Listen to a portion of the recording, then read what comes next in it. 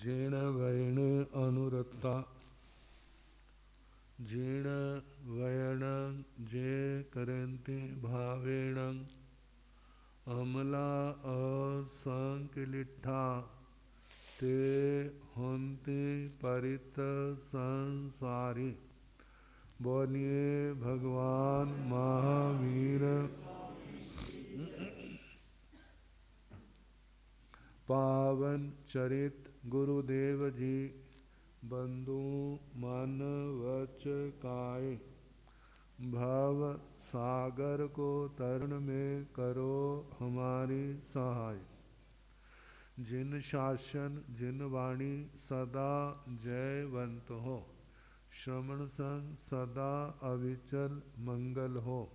मुक्ति को प्राप्त श्रमण भगवान महावीर स्वामी उनकी परम पावन कल्याणी भागवती वाणी वाचक प्रमुख श्री इंद्र भूति गौतम आदि गणधर भगवंत युग प्रधानाचार्य परम पूज्य श्री सुधर्मा स्वामी जी महाराज उनकी परम पावन पाठ परंपरा वर्तमान आचार्य ध्यान योगी परम पूज्य श्री शिव मुनि जी महाराज एवं गुरुजन सबके पावन चरण सरोजों में मेरा अनंत अनंत बार वंदना नमस्कार। उपस्थित धर्म प्रेमी सज्जनों, माताओं तथा बहनों, संसार भावना सबका संसार चल रहा है। किसी का औखा है और किसी का सौखा है। कोई संसार के अंदर सुख भोग रहा है और कोई दुख भोग रहा है। ये संसार क्यों चलता है? कहते हैं जब तक भूख लगेगी, जब तक भूख रहेगी, किसानों की कृषि चलती रहेगी, पंसारियों का काम भी चलता रहेगा। कब तक? हाँ, भूख खत्म हो गई, पंसारी भी गए, किसान भी गए। कहते हैं किसी की दो लड़कियां, एक तो कुम्हार के थी, एक माली के थी। तो कोई भाई जाने लगा, कहते मेरी लड़कियों की खबर ले आना, क्योंकि आजकल के साधन नहीं थे। तो पहले वो उस घर गया जिस घर लड़की माली के घर थी। जब वहां गए, सुख शांति की बातें हुई, कहने लगे कोई समाचार देना। कहते जे पौधे तो बहुत लगाए हैं, जे बरसात जल्दी हो जाए तो फिर तो क्या है, फिर हमारी सारी मेहनत सफल हो जाएगी। बस बरसात के ऊपर दारोमदार है। फिर आगे चलते कुम्हार की लड़की के जहां थी वहां गए। जब वहां पहुंचे ना, सुख शांति की बातें हुई। फिर पूछा कोई संदेश। कहते बर्तन तो बहुत बनाए हैं, जे बरसात आ गई ना तो सारे खराब हो जाएंगे। इसलिए बरसात अभी ना आए तो हमारा काम क्या हो जाएगा? ठीक हो जाएगा। जब वो वापिस आया ना, कहने लगा क्या समाचार है? कहते इक गई। दोनों में से एक गई। जे बरसात आई तो दूसरी गई, और ना आई तो पहली गई। दोनों का अपना अपना व्यवहार अपने अपने ढंग से चल रहा है। अच्छा, मानो लड़ाई झगड़े ना हो वकीलों का काम धंधा चलेगा, सारे क्या हो जाएंगे। कहते एक जज आया और फटाफट केस क्या करने लगा, निपटाने लगा। जब निपटाने लगा ना तब वकीलों में हलचल मच गई। कहते तो हमारा धंधा चौपट कर देंगे। फिर सारे इकट्ठे होके कहते हमारे ऊपर दया करो, इतनी जल्दी रेलगाड़ी न चलाओ, धीरे धीरे काम करो। वो भी समझ गया मतलब ये कैसे चल रहा है। अब लोग कपड़े पहनते हैं इसलिए कपड़े का धंधा चल रहा है। लोग सिले हुए कपड़े पहनते हैं, यदि ना सिलाए तो दर्जियों का व्यवहार कैसा होगा, बिल्कुल खत्म हो जाएगा। ऐसे ही हमारे संसार का व्यवहार कैसे चलता है। ये संसार किसके ऊपर चल रहा है, ये संसार चल रहा है जीवों के पुण्य और पाप के ऊपर। किसके ऊपर, पुण्य और पाप। पुण्य और पाप करते हैं तो ये सारी समस्याएं पैदा होती हैं, सारी समस्याएं पैदा होती हैं। व्यक्ति ना पुण्य छोड़ सकता है ना पाप छोड़ सकता है, इसलिए जो संसार की गाड़ी चलती आई है और चलती रहेगी। कोई ऐसा जीव जिसकी संसार यात्रा समाप्त होने को आती है उसको समझ आती है। अब वो सोचता है मैं तो थक गया। क्या हो गया हूं, थक गया हूं। तो जानते हैं जहां रेस लग रही होती है ना तो लोग तो दौड़ रहे होते हैं, और जो थक जाता है ना फिर वो क्या करता है, वो दौड़ लगाने वालों से अलग होकर के किनारे क्या हो जाता है, बैठ जाता है और वो आराम करता है। ऐसे ही संसार में दौड़ लग रही है। बोलो भला थकावट हो रही है। अभी कहाँ महाराज, अभी तो बहुत दूर जाना है। कहाँ जाना है दौड़ लगा के, कहाँ पर जाना है, दौड़ लग रही है ना। कहते क्या करें, अगला किनारा दिख ही नहीं रहा, अगला किनारा दिख ही नहीं रहा। कहते किसी घर कोई संत गए, तो पुराने जमाने की बात है, कोई बच्चा ग्रेजुएट बना। तो जानते हो उस समय ग्रेजुएशन की बड़ी कीमत थी। आजकल तो घर घर वो भी बेकार घूम रहे हैं। अब संत ने पूछा बेटा कहाँ तक पढ़ाई की, कहते ग्रेजुएशन कर ली। बड़े गौरव से कहा। कहते अब क्या करेगा, कहते नौकरी करूंगा। कहते नौकरी करेगा फिर क्या होगा, पैसे आएंगे, फिर क्या होगा, माँ बाप को दूंगा, फिर क्या होगा, माँ बाप खुश होंगे, फिर क्या होगा, माँ बाप मेरी शादी कर देंगे। कहते फिर क्या होगा, फिर बच्चे आएंगे, फिर क्या होगा, मैं काम धंधा करूंगा। करते करते करते करते उसको बुढ़ापे तक ले आए। जब बुढ़ापे तक ले आएगा ना, कहते जब बुढ़ा हो जाएगा फिर क्या करेगा, फिर क्या करेगा भला, कहते स्थानक में आके माला करूंगा। कहते फिर क्या करेगा, कहते फिर एक दिन क्या होगा, जहां से चलना पड़ेगा, जहां से क्या होगा, चलना पड़ेगा।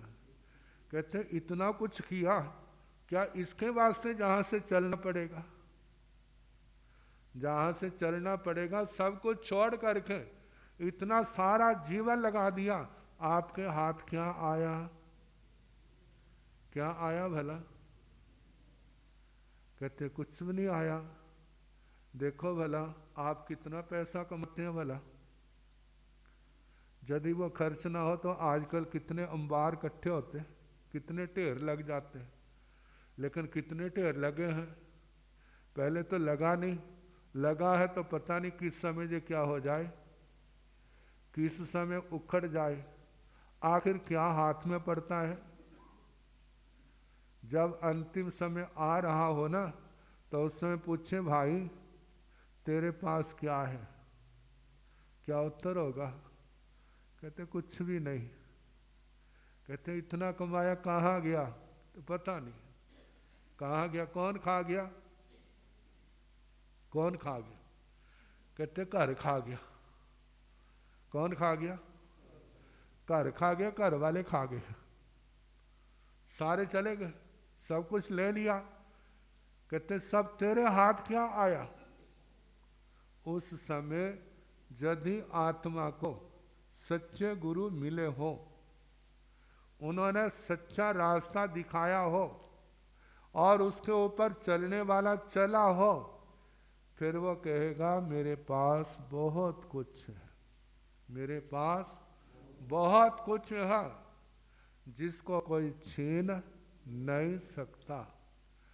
वो धर्म, ध्यान, नियम, व्रत, तप, संयम, पचखान, जितनी साधना की है वो किसके पास है?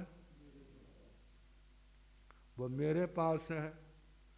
लोग मांगते हैं, जे मांगने से किसी को दी नहीं जाती, इसको कोई चुरा नहीं सकता।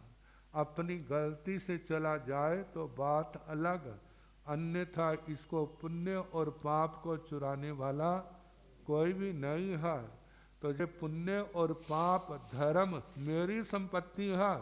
जब मैं जहाँ से जाऊँगा तो मेरा किया हुआ पुण्य पाप, किया हुआ धर्म मेरे साथ होगा।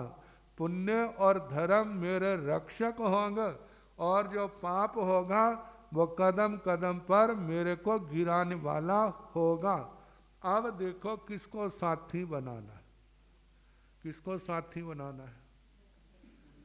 कहते उसको साथी बनाओ जो आपके दुख में भी काम आए और सुख में भी काम आए। कहते दुख में तो काम आएगा, ये तो समझ आता है, सुख में काम आएगा ये कैसे होगा? सुख में काम आएगा ये कैसे होगा? कहते जब ज़्यादा सुख आ जाता है ना, उस समय काम बहुत बढ़ जाता है। जब घर में शादी होती है कितना काम बढ़ जाता है। उस समय किसकी ज़रूरत होती है? कोई हमारा हाथ बटाए, नहीं तो उसको संभालना मुश्किल होता है। तो इसलिए कहा जाता है जो दुख के भी समय काम आए, सुख के समय भी काम आए, वो कौन है? वो सच्चा साथी। तो सच्चा साथी कौन है? संसार के व्यक्ति वो कुछ समय तक साथी बन सकते हैं, क्योंकि सबकी अपनी मजबूरियां होती हैं, परिस्थितियां होती हैं। लेकिन वो साथी जो आत्मा के साथ सदा रहे, जब सारे छोड़ दें तब भी वो सदा साथ रहे, वो कौन है? व्यक्ति का किया हुआ पुण्य कर्म, वो किया हुआ धर्म, वो की हुई सेवा, वो आत्मा के साथ रहती है, वो साथ देती है। जितनी इकट्ठी की है तब तक उसका साथ मिलता रहेगा। जब वो समाप्त हो जाएगी फिर उसके बाद फिर वही दशा आ जाएगी। इसलिए भगवान कहते हैं आप धर्म के क्षेत्र में इतना आगे बढ़ जाओ कि उसके बाद ना घटना हो ना बढ़ना हो, उसके बाद ना घटना हो ना बढ़ना हो। वो चरम शिखर है, वो सिद्ध गति का है। वो चरम शिखर कौन सा है? सिद्ध गति का है। वो कब मिलता है? जब आत्मा के आठों कर्म क्षय हो जाते हैं। जब आठों कर्म क्षय हो जाते हैं तब आत्मा को वह सिद्धत्व परमात्म दशा की प्राप्ति होती है, जिसके बाद संसार में आना नहीं, जाना नहीं, जन्म नहीं, मरण नहीं, रोग नहीं, शोक नहीं, संयोग नहीं, वियोग नहीं, किसी प्रकार की कोई तकलीफ नहीं है और अनंत समाधि है। ऐसी अवस्था का मिलेगी जब आत्मा सारे कर्मों से मुक्त हो जाएगा। अब वो मुक्ति का रास्ता कौन सा है? वो मुक्ति का रास्ता जो साधु धर्म और श्रावक धर्म है। साधु धर्म और श्रावक धर्म, साधु धर्म तो पूर्णता का नाम है और श्रावक धर्म जो है यथा शक्ति का नाम है। जितना को हो सके, एक व्रत वाला भी श्रावक है, 2 व्रतों वाला भी श्रावक है, 3 व्रतों वाला भी, 4 वाला भी, 5 वाला भी, 12 व्रतों वाला भी क्या है, श्रावक है। जितने व्रत बढ़ते जाएंगे उतना स्थान ऊंचा होता जाएगा, जितने व्रत घटते जाएंगे उतना स्थान क्या होगा उसका, साधकों की दृष्टि से निम्न की ओर, नीचे की ओर आता जाएगा।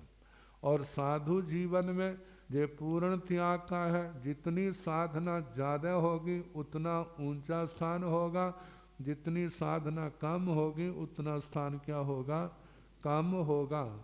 कहते हैं ये समय हमारे को मिला हुआ है, ये मनुष्य जब जीवन जो है ना, लोगों ने इसको भोगों का साधन बना लिया है। देखा जाए ये भोगों का साधन नहीं, ये तो धर्म करने का अवसर है। जैसे मार्केट में जाओ ना कमाने के लिए, तो वहाँ तो मेहनत करनी पड़ती करनी होती है। करेगा तो कमा लेगा, नहीं करेगा सो करके व्यर्थ की बातों में झंझटों में पड़ के गवा देगा, तो कुछ भी उसके पल्ले पड़ेगा नहीं। तो इस मनुष्य जन्म को पा करके जो धर्म आराधना करते हैं, संयम तप पालते हैं, आगे जा कर के उनको किसी प्रकार का पश्चाताप नहीं करना पड़ता, और जो व्यर्थ में गवा देते हैं उनको पश्चाताप करना पड़ता है। अब कैसे पर करना पड़ता है, कथा कहानी तो बहुत हैं, शास्त्रों के बोल भी बहुत हैं। समय आपका हो गया, बाकी कल जैसे समय होगा कराने का प्रयास।